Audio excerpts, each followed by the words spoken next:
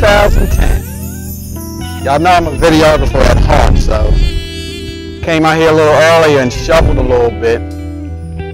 Measured about 32 inches. And ooh, this is something. My car's here. I ain't going nowhere, so ain't no need in shoveling the cars. But I love winter, and being a December birth baby boy, I just had to get out here and do something because I can't just sit in the house. But the snow is so beautiful, so beautiful. And I just wanted to capture a little bit of what's going on in this historic storm. A couple of my neighbors over here out there shoveling, but ain't nobody going nowhere on Cunningham Drive. Out in Claybrook, we're not going anywhere.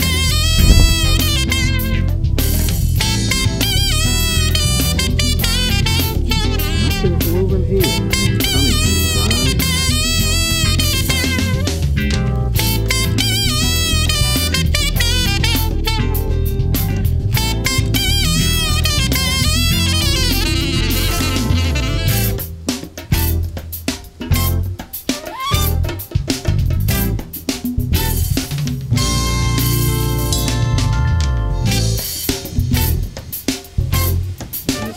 Beautiful about a snowstorm.